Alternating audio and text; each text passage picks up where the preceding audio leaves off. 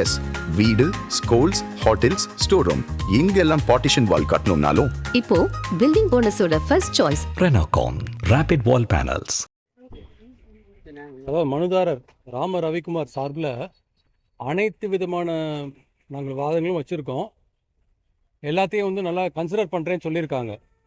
ஆமாம், நாளைக்கு வந்து தமிழ்நாடு அரசின் அட்வொகேட் ஜெனரல் திரு PS ராமன் வந்து ரிப்ளை பண்ண போகிறாரு. நம்ம இவரை பொறுத்த வரைக்கும் நம்ம எல்லா விஷயத்தையும் நம்ம வந்து நீதிபதிகள்கிட்ட சொல்லியாச்சு. மற்ற ஒரு பர்டிகுலராக எந்த விஷயத்தையும் நம்ம வந்து ப்ரெஸ்ஸுக்கு இப்போ சொல்லக்கூடாது. ஏன்னா கோர்ட்டில் வந்து மேட்டர் இருக்கிறதுனால நம்ம ஆர்குமெண்ட்ஸ்லாம் நம்ம இவருக்கெல்லாம் என்ன சொல்லணுமோ கட்சி செய்யணுமோ அதெல்லாம் பண்ணியாச்சு. அந்தளவுக்கு தான் சொல்லணும் இந்த ஸ்டேஜில்.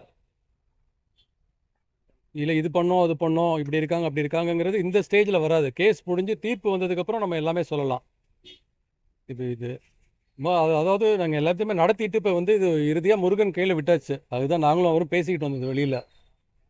ஆமாம், அந்த தூண் இருக்குது, அந்த தூண் இருக்கிறதுக்கூடிய எவிடன்ஸ் எல்லாமே கோர்ட்டில் கொடுத்தாச்சு. நீதி அரசர்கள் 2 பேருமே அதை பார்க்குறேன்னு சொல்லியிருக்காங்க சார். ஒரு வீடியோ ப்ளே பண்ணுறேன்னு சொன்னோம். அதை வந்து நீங்கள் கோர்ட்டுக்கு பென்ட்ரைவாக கொடுத்துருங்கன்னு சொன்னாங்க. அந்த மாதிரி கொடுத்தாச்சு. அந்த ஹீல்ஸை ஃபுல்லாக எடுத்து கம்ப்ளீட்டாக எல்லா பொசிஷனையும் தெளிவாக்குற மாதிரி ஒரு வீடியோ கொடுத்துருக்கோம். வீடியோ கொடுத்துருக்கு. வேறு ஏதாவது உத்தரவு போடுறாங்க பார்த்துட்டு ஆமாம்மா, உத்தரவு போடுவாங்க. அதுக்கப்புறம் அவங்களே நீதியரசர்கள் தரப்புலேயே கூட யாரையா நியமிப்பாங்க இந்த மலையை வந்து அளக்கிறதுக்கெல்லாம். நம்ம அதெல்லாம் அவங்க என்ன பண்ணுவாங்கன்னு நம்ம இன்றைக்கி நம்ம சொல்ல முடியாது. அது ஃபுல்லாக அவங்களோட ப்ரெரோகேட்டிவ், அவங்களோட உரிமை, நீதியரசர்களோட உரிமை. மலையை சர்வீஸ் பண்ணுறது இல்லை, அது மாதிரி ஒரு ஐடியா இருக்குது. பட் அது மாதிரி எதுவும் அவங்க வந்து எங்களுக்கு இப்படி தான் பண்ணுவோம் அப்படின்னு சொல்லலை. இந்த வழக்கு மேல்முறையீட்டு மனு விசாரணையில் அரசு தரப்பு வாதங்கள்லாம் பார்க்கும்போது நீங்கள் எப்படி சார் பார்க்குறீங்க? ஸோ மனுதாரர் தரப்பு வழக்கறிஞர் அரசு அப்படின்னா அரசு, HRNC, அதாவது அறநிலையத்துறை, போலீஸு எல்லாருமே வந்து மனுதாரர்களுக்கு விரோதமாக தான் ஒரு ஸ்டாண்ட் எடுக்கிறாங்க. கோயிலுக்கே விரோதமாக ஸ்டாண்ட் எடுக்கிறாங்க. இந்த மாதிரி ஒரு தீபத்தூணே இல்லைன்னு தான் அவங்களோட ஸ்டாண்டு. அது வரைக்கும் நாங்கள் சொல்லலாம். எல்லாருமே வந்து இந்த மாதிரி இது வந்து ஒரு சர்வே கல் அப்படின்னு சொல்கிறாங்க. இல்லை சில பேர் இது ஜெயினர் காலத்து கல்லுங்கிறாங்க. நாங்கள் கிரானைட் ஸ்டோன் அப்படிங்கிறாங்க. நாங்கள் அதுக்கு என்ன எதிர்வாதம் செஞ்சோன்னா, அந்த மாதிரி இருந்தால் அரசு தரப்பில் எவிடன்ஸ் கொடுத்துருப்பாங்க கோர்ட்டில். எந்த எவிடன்ஸும் கொடுக்கல.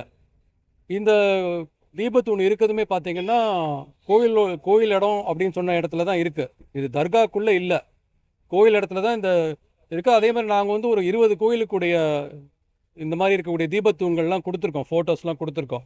மாதிரி பழனி, திருத்தணி, நிறைய முருகன் கோயில், நிறையா சிவன் கோயில், எல்லா இடத்துலையும் கர்நாடகா, தமிழ்நாடு எல்லா இடத்துலையுமே கிட்டத்தட்ட பார்த்தீங்கன்னா இந்த தீபத்தூண் வந்து இந்த மாதிரி ஒரு அமைப்பில் தான் இருக்குது. அது எப்படி ஏற்றுவாங்கன்னு நீதியரசர்கள்ட்ட எக்ஸ்பிளைன் பண்ணியிருக்கோம். ஒரு செம்பு கொப்பரை வச்சு அதில் காடா துணி, நெய், திரி இதெல்லாம் போட்டு ஏற்றுவாங்க. ஒரே ஒரு நாள் ஏற்றுறதுனால யாருக்கும் எந்த ரிலீஜனுக்கும் எந்த மதத்தினருக்கும் எந்த விதமான பாதிப்பும் வராது. ஒரே ஒரு நாள் போய் ஏற்றுறதுனால, அதுவும் கோயில் போலீஸ் ப்ரொடெக்ஷனோட போய் ஏற்றினா என்ன ஆயிர போகுது அப்படிங்கிற மாதிரி ஒரு வாதம் வச்சுருக்கோம். ஒரே ஒரு நாள் வருஷத்தில் திருக்கார்த்திகை அன்னைக்கு மட்டும். வழக்கு விசாரணை போது நீதிபதிகள் சில கருத்துக்களை சொல்லியிருந்தாங்கல்ல. சார், நீதிபதிகள் சொன்ன கருத்துலாம் இப்போ வந்து பொது வெளியில் வந்து சொல்ல முடியாது சார். அதெல்லாம் நீங்கள் ரெக்கார்ட் பண்ணியிருப்பீங்க. அது வந்து நம்ம சொல்லக்கூடாது. நம்ம senior lawyer, we should restrict. அது அவங்களோட உரிமை. என்ன சொல்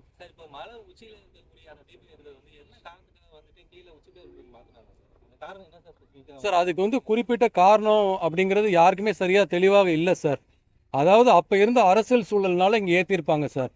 பட் உத்தமம் எது அப்படின்னு கேட்டிங்கன்னா மலை உச்சியில் ஏற்றுறது தான் உத்தமம். அதுதான் அப்படி தான் எல்லா புராணங்கள்லேயும் சொல்லியிருக்கு.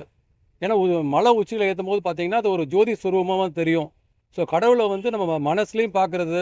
அது வந்து அந்த காலத்தில் விளக்குகள் இல்லை, கரண்ட் இல்லை, EB இல்லை. ஸோ அந்த மாதிரி ஒரு நேரத்தில் வந்து இந்த மாதிரி மலை உச்சியில் ஏற்றினா அந்த வெளிச்சம் எல்லாருக்கும் தெரியும். அது வெளிச்சத்துக்காக மட்டும் இல்லை, ஒரு மலை உச்சியில் ஏற்றும் போது அதுக்குன்னு ஒரு ஸ்பிரிச்சுவல் சிக்னிஃபிகன்ஸ் இருக்குது. ஆமாம், அதனால தான் அந்த காலத்தை ஏற்றிருக்காங்க. அதாவது கடவுளை நம்ம மனசுக்குள்ளே பார்க்குற மாதிரி அதை அந்த ஜோதி சுரூபமாக நம்ம பார்க்குறோம். கீழே சொக்கப்பான் கொளுத்திட்டு மேலே போய் மலையில் ஏற்றுவாங்க. இதெல்லாமே நம்ம கோர்ட்டில் நம்ம வாதத்தில் வச்சுருக்கோம் சார். இந்த விஷயம் எல்லாமே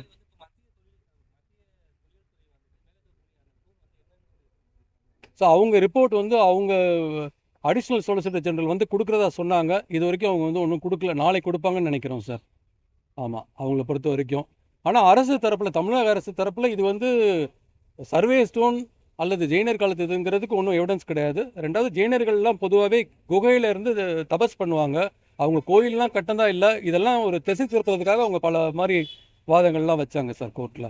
இந்த வழக்கு விசாரணையின் போது அரசு தரப்புல சில வழக்கறிஞர்கள் வந்து சில ஒரு தகவல்களை சொல்றாங்க. முருகனுக்கு வந்து இங்க வந்து ஒரு மனைவி தான், அதனால ஒரு தீபம் ஏத்தினா போதும் அப்படின்ற மாதிரிலாம் வந்து பேசுறாங்க. அதெல்லாம் நீங்க எப்படி அதை பாக்குறீங்க? இல்லை, அதெல்லாம் வந்து ஒரு ஒரு மதத்தினரை வந்து புண்படுத்துறது சார். அதாவது மனசளவில் அது புண்படுத்தக்கூடாது. யாருமே ஒரு இந்து முஸ்லீமையும், முஸ்லீம் கிறிஸ்டினையும், கிறிஸ்டின் இந்துவும் யாராக இருந்தாலும் இன்னொருத்தர புண்படுத்த மாதிரி பேசக்கூடாது. அவங்களுக்கு தெரியாதுன்னா தெரியாதுன்னு சொல்லிடணும். அப்போ அவங்களுக்கு சரியாக வந்து ரிலிஜன் தெரியாது அப்படின்னு தெரியாமல் எதையோ ஒன்று வந்து சொல்லக்கூடாது. இன்றைக்கி நம்ம அட்வொகேட்டாக இருக்கோம், பேச முடியுது அப்படின்னு எதை வேணால் அடிச்சு விட முடியாது. அதுக்கு என்ன எவிடன்ஸ்? சும்மா இவங்களுக்கு ஃபுல்லாக தெரியாது, யாரும் ஃபுல்லாக படிக்கல. இப்போ தமிழ்ங்கிறாங்களே சார், தமிழ் நல்லா பேசுதோன்னா யாரும் பேச மாட்றாங்களே. அப்படிதான் தமிழ் சொல்கிறவங்க தமிழ் நல்லா பேசணும்ல. அதெல்லாம் ரொம்ப தவறான வாதம். ஆமாம் சார், அதெல்லாம் அவர் வந்து சொல்லவே கூடாது ஒரு வக்கீலா. அதுக்கெலாம் நிறைய கண்டெம்ட் ப்ரொசீடிங்ஸ்லாம் இருக்குது. அதெல்லாம் அந்த நீதிபதி, குறிப்பிட்ட நீதியரசர் பார்த்துக்குவாங்க. ஆமாம், அந்த மாதிரி கோர்ட்லலாம் ஒரு சாதாரணமாக சொல்ல மாட்டாங்க. ஒரு சில பேர் தைரியமாக சொல்கிறாங்க. ஏன்னா அவர் பார் லீடராக இருக்கார் சுப்ரீம் கோர்ட்டில், அதனால் அவர் அந்த மாதிரி வாதம்லாம் வைக்கிறார் சார். வேறு ஏதாவது கேள்விகள் உண்டா? இல்லை, மலை உச்சியில் தான் தீபம் ஏற்றணும், அதுக்கு வந்து கர்நாடகா, தமிழ்நாடு உள்ளிட்ட பல்வேறு கோயில்களை எல்லாம் வந்து நீங்கள் சுற்றி காட்டி அதற்கான இதெல்லாம் கொடுத்துருந்தீங்க சார். அதான் இவர் நம்ம அருண் சுவாமிநாதன் தான் எல்லாமே ரொம்ப சிரமம் எடுத்து எல்லா கோயிலில் இருக்கக்கூடிய அந்த தூண்கள் எல்லாம் எடுத்து கொடுத்தார். எல்லா தூண்களுமே கிட்டத்தட்ட இந்த தீபத்தூணோட அமைப்பில் தான் இருந்தது சார். அது எல்லாமே நீதியரசர்கள் வந்து முழுமையாக பார்த்துருக்காங்க சார். ஸோ நாங்கள் வந்து கண்டிப்பாக அதெல்லாம் கன்சிடர் பண்ணுவாங்க நாங்கள் எதிர்பார்க்குறோம். அத்தனை கோயிலுமே மலை உச்சியில் தான் இருக்குது. கிட்டத்தட்ட எல்லா கோயிலையும் ஏற்றுறாங்க. சில கோயில்களில் முறைதாரர்கள் ஏற்றுறாங்க. சில கோயிலில் சிவாச்சாரியரோ இல்லை பட்டாச்சாரியரோ ஏற்றுறாங்க. அதையும் நாங்கள் வாதத்தில் வச்சுருக்கோம் சார். தொழில்துறை கட்டுப்பாட்டில் இருக்கு. தொழில்துறை அந்த சின்னங்களை வந்து மாற்றி அமைக்கவோ அந்த வண்ணங்களை இதில் வந்து நம்ம வந்து ஆமாம் ஏஎஸ்ஐயில் இருக்குங்கிறது ஓரளவு உண்மை. பட் ஆனால் இதில் எதையுமே மாற்றி அமைக்கல. இது கோயிலோட ஒரு எசென்ஷியல் ரிலிஜியஸ் ப்ராக்டிஸ்ன்னு சொல்லுவாங்க அரசியலமைப்பு சட்டத்தின் கீழ். அந்த கோயிலோட ஒரு எசென்ஷியல் விளக்கேற்றுறதுங்கிறது கார்த்திகைக்கு எல்லாருக்கும் பொதுவாக தமிழர்களுக்கு எல்லாமே தெரியும். அது ரொம்ப ஒரு முக்கியம் வாய்ந்தது. அதை மட்டும்தான் சொன்னமே விட இது வந்து எந்த யாரையும் பாதிக்காதுன்னு சொல்லியிருக்கு சார்.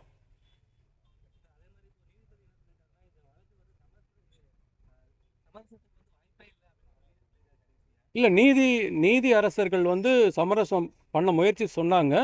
எனக்கு முன்னாடி ஆர்கியூ பண்ண ஒரு மூத்த வழக்கறிஞர் வந்து அது வந்து இந்த மாதிரி இருக்க சூழலில் ஒரு அரசும் அறநிலையத்துறையும் இந்த மாதிரி ஒரு பக்தர்களுக்கு விரோதமாக ஒரு ஸ்டாண்ட் எடுக்கும்போது அரசும் இந்த ஹெச்ஆர்என்சி போர்டு, இந்து சமய அறநிலையத்துறை மற்றும் மாஸ்கோ வக்ஃபு தர்கா இவங்கள வச்சா நியாயம் கிடைக்காது அப்படிங்கிறத எனக்கு முன்னாடி பேசின மூத்த வழக்கறிஞர் ரொம்ப தெளிவாக சொல்லிட்டார். அதனால் இதில் சமரசத்துக்கு ஒன்றும் வாய்ப்பு கிடையாது. ரெண்டாவது, எங்களோட உரிமைகள்லாம் தெளிவாக இருக்கும்போது சமரசத்துக்கு போக வேண்டாங்கிறது அவரோட கருத்து. ஏன்னா 1920 தீர்ப்புலேயே தெளிவாக இருக்குது. 96 மறுபடியும் அதை இது ஊர்ஜிதம் பண்ணதுக்கப்புறம் இதுக்கு அப்புறம் திருப்பி எதுக்கு சமரசத்துக்கு? நம்மளுக்கு ஒரு உரிமை இல்லைன்னா கெஞ்சி போய் கேட்கணும் சார். இது வந்து ஒரே ஒரு நாள் விளக்கேற்றுறோம், அவங்க வந்து ஒரு நாள் இது ரம்ஜான் போகிறாங்க, பக்ரீத் போகிறாங்க. ஸோ அப்படிங்கிற போது ஒரு நாள் நம்ம போய் விளக்கு ஏற்றுறது பப்ளிக்லாம் அலோவ் பண்ண மாட்டாங்க. விளக்கு ஏற்றுறது நாங்கள் எப்படி சொன்னோன்னா, கோயில் நிர்வாகம் போகட்டும், அது போலீஸ் செக்யூரிட்டியோடு போகட்டும், அந்த ஏற்றக்கூடிய யார் முறைகாரரோ அவங்க போகட்டும். இது மட்டும்தான் சொன்னோம். ஒரே ஒரு நாள் வருஷத்தில் ஒரே ஒரு நாள் இது மாதிரி ஏற்றுங்க. ஒரு இது கூட பண்ணலன்னா அப்புறம் அரசு எதுக்கு சார்? இதுக்கு கூட லா அண்ட் ஆர்டர் ப்ரொடெக்ஷன் கொடுக்கலாம் அப்படிங்கிறதும் ஆர்கியூ பண்ணியிருக்கு சார்.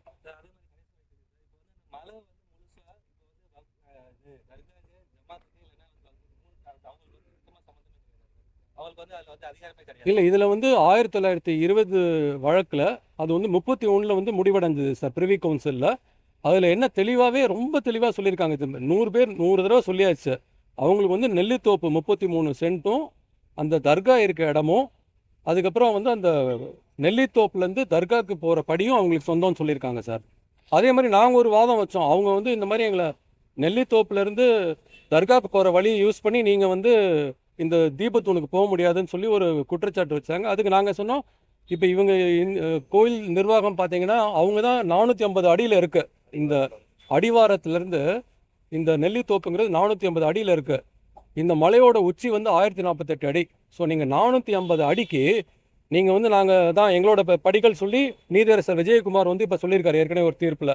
அந்த எங்களுக்கு சொந்தமான உங்களை படிகளை நீங்கள் யூஸ் பண்ணுறீங்க 450 அடிக்கு, ஆனால் கொஞ்சம் தூரம் எங்களை விட மாட்டீங்களா அந்த படி அப்படின்னு சொல்லி ஒரு வாதம் வச்சிருக்கு சார் கோர்ட்டில். ஆமாம், அது ஏன்னா அது வந்து கொஞ்சம் தான் வரும். நெல்லித்தோப்புலேருந்து கொஞ்சம் இந்த சைடு போனால் அது ஒரு ஃபோக் ஷேப் அப்படின்னு சொல்லி நீதியரசர் சுவாமிநாதன் சொல்லியிருக்காரு. அந்த ஃபோக் ஷேப் அப்படிங்கிறது இந்த சைடு தர்காவுக்கு போகும், இந்த சைடு தீபத்தூனுக்கு போகும். தீபத்தூன் பார்த்தீங்கன்னா கிட்டத்தட்ட தர்காலேருந்து 63 மீட்டரில் இருக்குது. ஸோ அதனால் 15 மீட்டருக்கு மேலே இருந்தாவே என்ன வேணால் பண்ணலாம் அப்படிங்கிறது தான் வந்து நீதியரசர் கனகராஜோட தீர்ப்பு.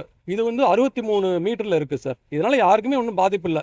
அதனால தான் நான் கடைசியாக நாங்கள் சொல்லும்போது கூட சொன்னோம், இது வந்து ஒரு வழக்கு தானே, இதை ஏற்ற விடுங்களேன், இது என்ன ஆயிரப்போகுது அப்படிங்கிறது வந்து இவ்வளோ பெரிய பூதாகரமான பிரச்சனையும் கிடையாது. யாருக்கும் அவங்களும் பாதிக்க போகிறதில்ல, இவங்களுக்கும் பாதிப்பு ஏற்பட போகிறதில்ல. மீடியா இவங்களுக்கு, கோர்ட்டு வக்கீல் இவங்களுக்கு தான் இது ஒரு பெரிய விஷயம். இது ஆனால் ஒரு வழக்கு சார். அதனால இது எந்த மதத்தையும் புண்படுத்தாது, ஒரு மற்ற இது மாதிரி கிடையாது. அதே மாதிரி ஆர்கியூமெண்ட்ல இது வந்து பழமையான பழக்க வழக்கம், அதை மீட்டெடுக்கிறதுக்காக தான் நாங்கள் அதை வந்து பண்ணிக்கிறோம்ன்ற மாதிரி சொன்னீங்க. அதே மாதிரி அரசு தரப்பு இவங்கெல்லாம் வந்து இது வந்து ஒரு உரிமையில் நீதிமன்றத்தை கொண்டு போற மாதிரி வந்து இவங்க அதான் அது சொன்னாங்க சார். அதுக்கு தான் சொல்லிட்டு ஏற்கனவே உரிமையில் நீதிமன்றம் இந்தந்த பகுதி யார் யாருக்கு சொந்தம், இந்த மலையே முருகனுக்கு தான் சொந்தம் சொல்லியாச்சு. இந்த குறிப்பிட்ட பகுதிகள் தவிர, நெல்லித்தோப்பு தர்கா படிகள் தவிர மற்ற ஏரியாலாம் முருகனுக்கு தான் சொல்லி தெளிவாக சொல்லியாச்சு சார். தெளிவாக சொன்னதுக்கப்புறம் அதுக்கப்புறம் அதில் ஒன்றும் சார், இப்போ என்னோட வீடு அப்படின்னு முடிவாயிருச்சு சார். ஒரு பெரிய இடம் இருக்குது, ஒரு கிரவுண்டு. அதில் ஒரு மூலையில் ஒருத்தர் கொடுத்தாச்சு. மீதி இடத்துல நான் என் வீட்டில் எப்படி வேணா இருக்கலாம்ல சார். நான் ஒரு யாரையோ உள்ளே விட்டேன் ஒருத்தரை, ஒவ்வொருத்தரையும் நான் அவர்கிட்ட போய் பர்மிஷன் கேட்க வேண்டாம் இல்லையா? அதே மாதிரி கவர்மெண்ட்டும் அந்த மாதிரி தடுக்க முடியாது. இதுதான் தீர்ப்போட வெரி சிம்பிள் கேஸ் சார் இது. பட் பல விதமான வாதங்கள் செஞ்சு இதை ஒரு பெரிய கேஸ் ஆக்கிட்டாங்க. இது அரை மணி நேரத்துக்குள்ளே எல்லாம் நீங்களே புரிஞ்சுக்குவீங்க சார். ஜட்ஜுங்களும் பாவம், அவங்களும் கஷ்டப்பட்டு 3 நாள் தான் விசாரிச்சுக்கிட்டு இருக்காங்க. ஏன்னா எல்லாத்தையும் கேட்கலன்னா அப்புறம் நாளைக்கு கேட்கலன்னு சொல்லுவாங்கன்னு ஒரு குற்றச்சாட்டு வரும். நீதியரசர்களும் அதுக்கு முழுமையாக வந்து இது மாதிரி அவங்களோட பொறுமையெல்லாம் வந்து ரொம்ப நம்மலாம் உட்காரவே முடியாது சார். அவ்வளோ நேரம் அவ்வளோ கஷ்டப்பட்டு விசாரிச்சாங்க சார். இது வரைக்கும் இப்போ யாரெல்லாம் சார் தங்கள் தரப்பு வாதங்களை வச்சிருக்காங்க? இப்போ அனைத்து தரப்பினரும் பேசியாச்சு. நாளைக்கு வந்து நம்ம தமிழ்நாடு அட்வொகேட் ஜெனரல் திரு PS ராமன் மட்டும் ரிப்ளை 20 நிமிஷம் கொடுக்குறேன்னு இருக்கார். இது மட்டும் தான் நடக்கும்னு நினைக்கிறோம் நாங்கள். அதோட மற்றபடி எல்லாருமே வந்து அவங்களோட தரப்பு வாதத்தை வச்சாச்சு. நீ என்னையெல்லாம் வந்து ரிட்டன் ஆர்குமெண்ட்ஸ் கொடுக்க சொல்லியிருக்காரு, அது கொடுத்துருவோம் சார். அதுக்கப்புறம் நீதியரசர்கள் ஜட்மெண்ட்லாம் அது கூடிய சீக்கிரம் அவங்க கொடுப்பாங்க சார். பெரிய சார் இவ்வளோ பேரோட வாதங்களை வந்து அவங்க சொல்லணும். நாளைக்கு இல்லாட்டி சரியாக எழுதலாம், நீங்கள் இந்த வாதம்லாம் எழுதலன்னு சொல்லுவாங்க. அதனால் அவங்களுக்கு குறிப்பிட்ட நேரம் வேணும். அவங்கள சீக்கிரம் கொடுத்துற நீதியரசர்கள் அவங்கெல்லாம். முருக பக்தர்களுக்கான தீர்ப்பு அமையுமா சார்? அது முருகனுக்கு தான் சார் தெரியும். ஆமாம், இவர் எதிர்பார்ப்பார். நான் வந்து வக்கீலாக நம்ம கட்சிக்காரர் ஜெயிக்கணும்னு நினைப்பேன். தனிப்பட்ட முறையில் நம்மளுக்கு வேறு இது இருக்கும். அதனால் முருக பக்தர்கள் அப்படி எதிர்பார்ப்பாங்க, வேறு பக்தர்கள் வேறு மாதிரி எதிர்பார்ப்பாங்க. நன்றி சார். நன்றி. தனி நீதிபதி பிறப்பித்த உத்தரவுக்கு மேல்முறையீட்டு மனு தொடர்ந்து இன்று 3வது நாளாக விசாரணை நடைபெற்றது. இன்று காலை 11:30 மணி அளவில் நமது வாதத்தை தொடர்ந்த சீனியர் அட்வொகேட் மிஸ்டர் ஸ்ரீராம் அவர்கள் வந்து இன்றைய வழக்கு விசாரணை வந்து தொடர்ந்து நம்ம தரப்பில் வந்து எடுத்து சொன்னார். இன்றைய வாதம் அவருடைய முடிவடைஞ்ச பின்னாடி எதிர் மனுதாரர் தரப்பு வந்து முற்றிலுமாக நம்மளுடைய வாதங்கள் நிறைவடைந்துருச்சு. நாளைக்கு அட்வொகேட் ஜெனரலுடைய தலைமை வழக்கறிஞர் அரசினுடைய தலைமை வழக்கறிஞருடைய பதிலுக்காக நான் ஒருத்தர் மட்டும்தான் பேசுவேன், வேறு யாரும் பேச அனுமதி இல்லை. ஸோ என்னோட 20 நிமிஷம் ரிப்ளையோட இந்த கேஸை முடிச்சுக்கலாம் அப்படின்னு சொல்லியிருக்கிறார். அதனால் இந்த வழக்கு தொடர்ந்து நாளைக்கு 20 நிமிட அவருடைய ரிப்ளைக்காக வழக்கு வந்து பட்டியலிடப்பட்டிருக்கு நாளைக்கு. ஸோ நாளையோடு அந்த வழக்கு நிறைவு பெறும்னு விசாரணை முடிவு வரும்னு நம்ம நினைக்கிறோம். நல்ல தீர்ப்பு வரும்னு நம்ம எதிர்பார்க்குறோம். உங்களுக்கு வேறு ஏதாவது கேள்விகள் இருந்தால்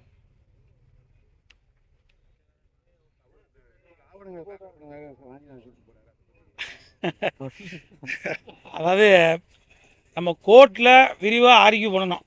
நம்மளுடைய கட்சி என்னன்றதை நம்ம கோர்ட்டில் ஆவணங்களை வச்சு அது என்னன்றதை உள்ளே ஆர்கியூ பண்ணணும்.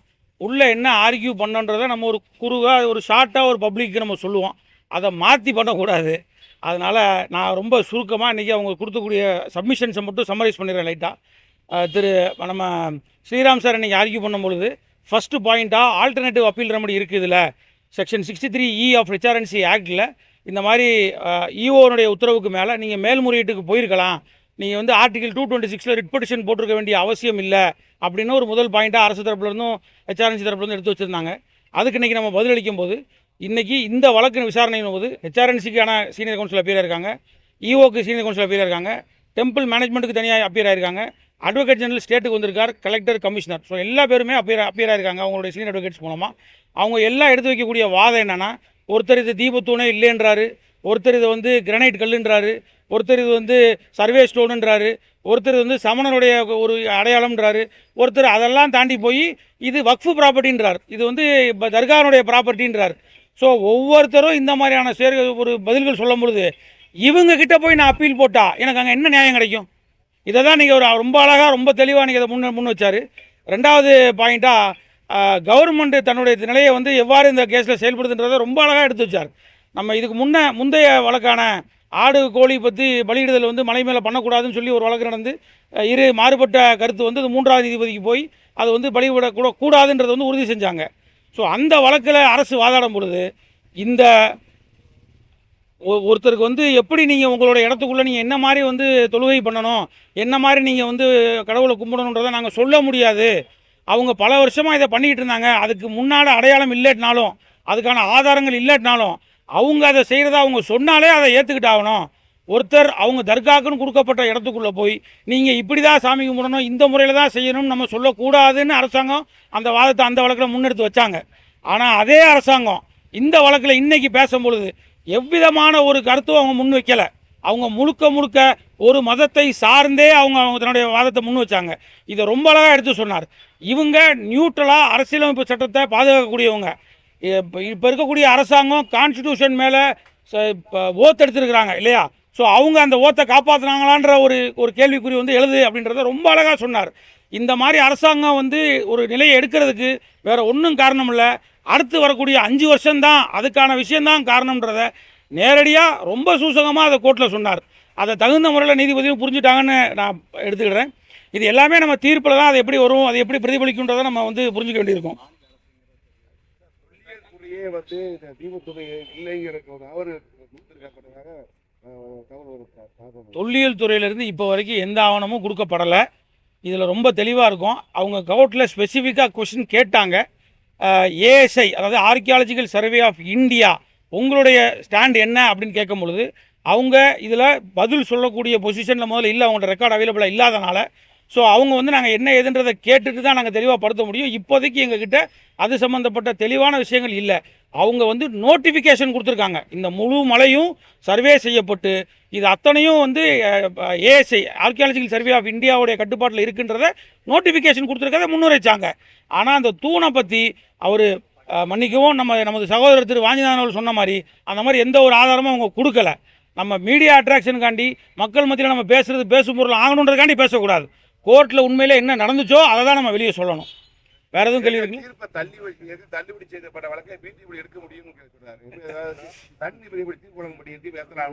அதாவது முழுமையாக வந்து ஏற்கனவே இந்த வாதம் வந்து தனி நீதிபதியான திரு ஜிஆர் சுவாமிநாதன் அவர்கள் முன்னிலைப்படுத்தப்பட்டது. இப்பையும் 2 அமர்வுகள் கொண்ட திரு ஜெயச்சந்திரன் அவர்கள் திரு ராமகிருஷ்ணன் அவர்கள் முன்னாடி இதே வாதத்தை எடுத்து வைக்கப்பட்டது. பேசின அத்தனை சீனியரும் இதுக்கான பதிலை கொடுத்துருக்காங்க. மீண்டும் நம்ம தீர்ப்பில் இதுக்கான பதில் என்னன்றதை நம்ம தெரிஞ்சுக்க போகிறோம். அதை நீதிமன்றம் ஏற்றுக்கிட்டாங்களா ஏற்றுக்கலைன்றதை நம்ம தெரிஞ்சுக்க போகிறோம். சரி, மக்கள் அவர் ரொம்ப தெளிவாக அவர் குழப்பக்கூடாதுன்ற ஒரு காரணத்துக்காக அதை ரொம்ப எவ்வளோ ஷார்ட்டாக சொல்ல முடியுமோ அவ்வளோ ஷார்ட்டாக சொல்கிறேன். 1920 யாருக்கு எந்த இடம்னு சிறப்பாக வகிக்கப்பட்டது. The entire hill belongs to the Thiruparankundram Devasthanam அப்படின்றது முழுமையாக சொல்லப்பட்டுருச்சு. Except the occupied portion of the Nellithoppu என்ற இடம் 33 சென்ட்டு. அங்கே இருந்து மேலே போகக்கூடிய படிக்கட்டுகள் தர்கா அப்படின்ற உச்சியில் இருக்கக்கூடிய அந்த மலைப்பகுதி இருக்குது. மலைன்றது ரெண்டு உச்சத்தை கொண்டு வந்து ஒரு பெரிய உச்சம் ஒரு சிறிய உச்சம். அந்த பெரிய உச்சத்தின் மேலே தான் அந்த தர்கா இருக்குது. ஸோ 1920 ஜட்மெண்ட்டில் இந்த the Nellithoppu and 33 cents of Nellithoppu and the stairs leading to தர்கா அப்படின்றத மட்டும்தான் அவங்களுக்கு வகைப்படுத்தப்பட்டிருக்கு. வேறு எதை பற்றியே தெளிவுரையும் அதில் இல்லை. அதில் நிறைய அந்த ஜட்மெண்ட் வந்து ரொம்ப எலாபரேட்டாக ஏன் அந்த உச்சியில் போய் அந்த மாஸ்க் இடம்பட்டுச்சு, ஏன் அந்த தர்கா அங்கே இடம்பட்டுச்சு, அன்னைக்கான காலகட்டத்தில் அந்த இஸ்லாமியருடைய இன்வேஷனில் இருந்த அந்த காலகட்டத்தில் எப்படி நம்மளுடைய அரசியல் நிலைப்பாடு இருந்துச்சு, இன்றைக்கே நம்ம அரசாங்கத்துக்கிட்ட எவ்வளோ கஷ்டப்படுறோம்னு எல்லாம் பார்க்குறோம். அப்போ அன்னைக்கு ஒரு இஸ்லாமியரோட ஆட்சி இருக்கும்போது அன்றைக்கி எப்படி இருந்திருக்குன்றதை புரிஞ்சுக்க முடியுதுன்ற அந்த சப்கோர்ட் ஜட்ஜ் எழுதியிருக்கிறார். தன்னுடைய தீர்ப்பில் ரொம்ப தெளிவாக சொல்லியிருக்கிறார். இது முடிஞ்சதுக்கப்புறமா வரக்கூடியது 1996 தீர்ப்பு. 1994 வழக்கில் திரு கனகராஜ், ஜஸ்டிஸ் கனகராஜ் அவர்கள் வந்து 93 ஒவ்வொரு முறையும் கார்த்திகை தீபம் ஏற்றும் போதும் என்ன மாதிரியான பிரச்சனை நடக்குது, ஒவ்வொரு முறையும் அந்த கடைசி நிமிஷத்தில் வந்து நீதிமன்றத்தினுடைய உத்தரவு அடிப்படையில் தான் ஏற்றப்படுது அப்படின்றதையும் தெளிவுபடுத்தியிருக்கிறார். அவர் கடைசியாக சொல்லும்போது ஆப்ரேட்டிவ் போர்ஷனில் 4 டைரக்ஷன் கொடுக்குறார். அதில் கன்வீனியண்ட்டாக 3வது போர்ஷன் அவர்களுக்கு டைரக்ஷனை அரசாங்கம், HRNC, EO எல்லாருமே மறைக்கிறாங்க. அதில் ரொம்ப தெளிவாக அவர் சொல்லியிருக்கிறார். இந்த ஆண்டு இன்னும் கார்த்திகை தீபத்துக்கு 3 தினங்கள் மட்டுமே இருக்கிறனால நம்ம வந்து அவசர நிலையில் இந்த வழக்கில் இறுதி தீர்ப்பு பிறப்பிக்க முடியாதனால மோட்ச தீபம் ஏற்றக்கூடிய இடத்துலையே இந்த வருஷம் ஏற்றுங்க. எந்த வருஷம் 1996.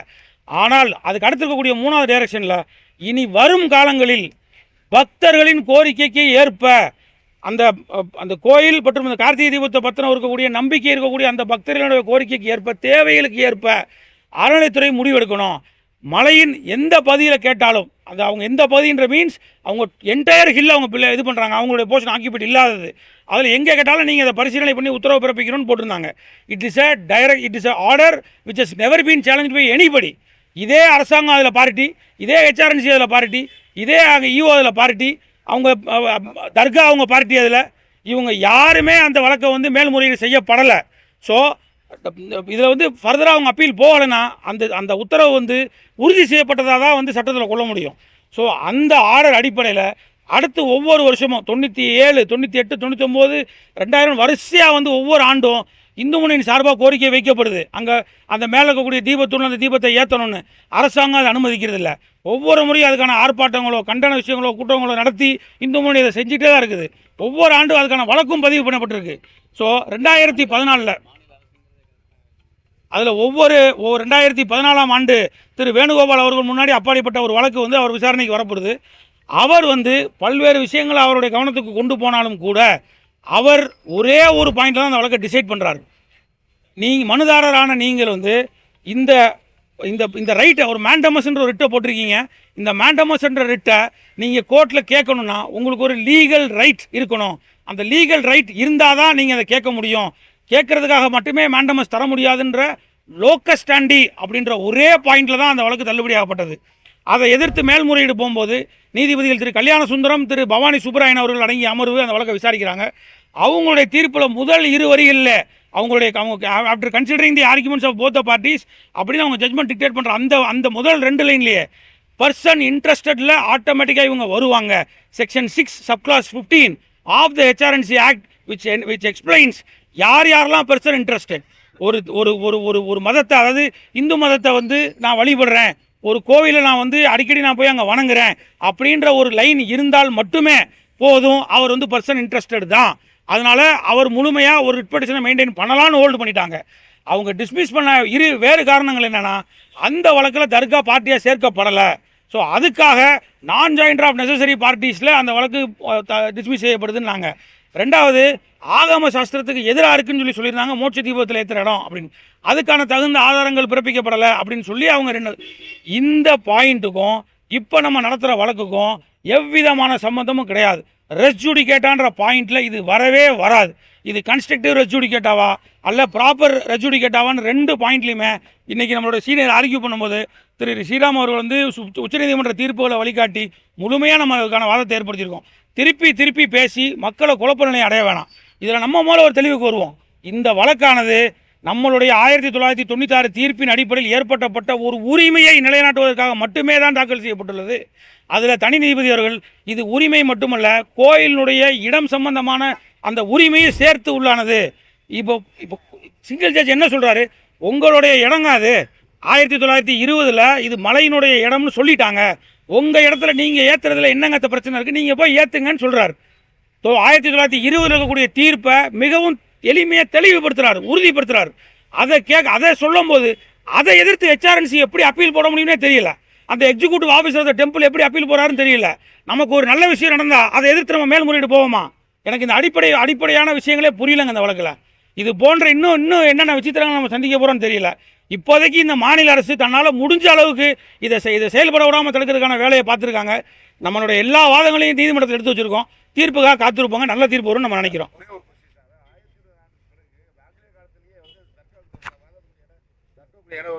சொந்தமான இடம்னு ஆங்கில காலத்துல ஒரு சாட்டரை காமிக்கிறாரு எல்லாத்துக்கு முன்னாடி. நம்ம ரொம்ப எனக்கு உங்கள் கேள்வியை முழுசு நான் உள்வாங்கிட்டேனே. இப்போ நம்ம வந்து 2 சின்ன விஷயங்கள் பார்ப்போம். நான் அப்புறமா உங்களுக்கு நோட் சர்க்குலேட் பண்ணுறேன், கோர்ட்டில் கொடுத்த நோட்டை சர்க்குலேட் பண்ணுறேன். ஆனால் இஸ்லாமியருடைய இன்வேஷன் இந்தியாவில் எப்போ நான் வந்துச்சு, நம்மளுடைய ஆன்மீகம்ன்றது எந்த வருஷத்துலேருந்து நான் இருக்குது. ஆனால் நம்ம எல்லாரும் ரொம்ப பெருமையாக பேசிக்கிறோம், உலகத்திலே தொன்று தொட்டு மொழி வந்து நம்மளோட தமிழ் மொழின்னு சொல்கிறோம். அந்த தமிழ் மொழி எப்போ தோன்றுச்சோ அப்போலேருந்தே இந்த பக்தி ஆன்மீகம்ன்றது இருக்குண்ணா. இது எல்லாருக்கும் நம்ம தெரிஞ்சது தான். அப்போ அவங்க வந்த காலகட்டம் எப்போ, நம்மளுடைய தமிழ் இலக்கியங்கள் இருந்தது எந்த கட்டம், அப்போ எப்படின்னா இதை நம்ம பேசுறது? அவர் கேட்கக்கூடிய ஒவ்வொரு கேள்வியும் நம்ம பதில் சொல்லிட்டு இருந்தா நம்மளால் எந்த வேலையும் பார்க்க முடியாதுண்ணா. இது வாதம் அல்ல, தர்க்கம். அதுக்கு நம்ம பதில் சொல்லவே முடியாது என்றைக்குமே. அதே மாதிரி இன்றைக்கி திரு நீதிபதி ஜி.ஆர். சுவாமிநாதன் அவர் முன்னிலையில் அந்த கண்டெம்ட் வழக்கு 3 மணிக்கு எனக்கு எடுக்கப்பட்டது. அந்த வழக்கில் நம்மளுடைய சீஃப் செக்ரட்டரியும் ஏடிஜிபி லா அண்ட் ஆர்டரும் வீடியோ கான்ஃபரன்சிங்கில் ஆஜரானாங்க. அந்த வீடியோ கான்ஃபரன்சிங் ஆஜரானாங்க. அப்போது அவங்கக்கிட்ட நீதிபதி அவர்கள் வந்து எப்போ பார்த்தாலும் இந்த மாதிரி இந்த நீதிமன்றத்தினுடைய உத்தரவுகளை வந்து எப்படி மதிக்கணும், என்ன பண்ணணுன்றதை நீங்கள் வழிகாட்டு நெறிமுறைகளை கொடுத்துருக்கீங்களா, இல்லை எப்படி மாவட்ட ஆட்சியர்களுக்கு நீங்கள் அதெல்லாம் வந்து பயிற்சி அளிச்சிருக்கீங்களான்னு சொல்லி கேட்டாங்க. அதுக்கப்புறமா 2வது கேள்வியாக இதே மாதிரியான இன்னொரு வழக்கில் ஒரு அண்ணன் தம்பியினுடைய பிரச்சனையில் அனுமதி இல்லாமல் ஒருத்தர் சர்ச்சு கட்டுறாரு என்னுடைய சொத்துலன்னு சொல்லி தன்னுடைய தம்பியோ வந்து நீதிமன்றத்துக்கு வந்திருக்கிறாங்க. அந்த வழக்கில் ஒரு இன்ஜங்ஷன் வழங்கப்பட்டிருக்கு. இந்த இடத்துல சர்ச்சு கட்டக்கூடாது, ஏன்னா கலெக்டருடைய அனுமதி இல்லாமல் எந்த கட்டடமாக இருந்தாலும், எஸ்பெஷலி ரிலீஜியஸ் கன்ஸ்ட்ரக்ஷன் சொல்லியாச்சுன்னா அது மாவட்ட ஆட்சியருடைய அப்ரூவலோட மட்டுமே தான் அதை கட்ட முடியுன்றது சட்டம். இது சம்மந்தப்பட்ட தீர்ப்புகள் நிறைய பிறப்பிக்கப்பட்டிருக்கு. அப்படி ஒரு அனுமதி வாங்காமல் இந்த கட்டடம் கட்டப்படுது, இந்த சர்ச்சினுடைய கட்டடம்னு சொல்லும் பொழுது அதுக்கான தடை உத்தரவு பிறப்பிக்கப்பட்டிருக்கு. இதில் 2 பேருமே கிறிஸ்டியன்.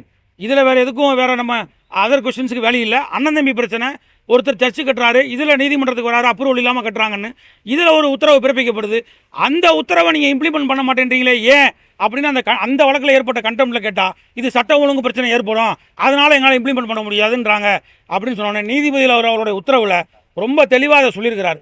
எனக்கு உண்மையிலே டயர்ட் ஆயிடுச்சுங்க. எந்த கேஸை கேட்டாலும் எப்போ உத்தரவு அமல்படுத்துக்குன்னு சொன்னாலும் சட்ட ஒழுங்கு பிரச்சனை. அது ஏன் சட்ட ஒழுங்கு பிரச்சனை? மித்த மதத்துக்குன்னா உடனுடனே வந்துடுது, உடனுடனே அதில் வந்து அது அவங்களுக்கு சாதகமாக செயல்படுது. மித்த மதம் ஒரு சாராராக செயல்படுத்த போது மட்டும் அதுக்கான பதில் எப்பயுமே வரமாட்டேங்குது. ஏன் அரசாங்கம் இப்படிப்பட்ட நிலை எடுக்குதுன்றதையும் அவங்க கேள்வியாக கேட்டிருக்காங்க. இதுக்கான பதிலையும் விளக்கத்தையும் நீங்கள் சொல்லணும்னு சொல்லி சீஃப் செக்ரட்டரிகிட்ட சொல்லியிருக்கிறாங்க. அவர் டைம் கேட்டிருக்காரு, தன்னுடைய விளக்கத்தை வந்து எழுத்துப்பூர்வமான வாதமாக நான் வந்து தாக்கல் பண்ணுறேங்க, இதுக்கான விளக்கத்தை நான் கொண்டு வரேன்னு சொன்னார். ஸோ சீஃப் செக்ரட்டரி அவர் வந்து ரெஸ்பான்சிபிளாக உங்களுடைய பதில் இருக்கும்னு நான் நினைக்கிறேன் அப்படின்னு சொல்லி இந்த வழக்கை ஜனவரி மாதம் 9ஆம் தேதிக்கு ஒத்தி வைத்துள்ளார். ஸோ ஜனவரி மாதம் 9ஆம் தேதி இந்த வழக்கானது விசாரிக்கப்படும். நன்றி.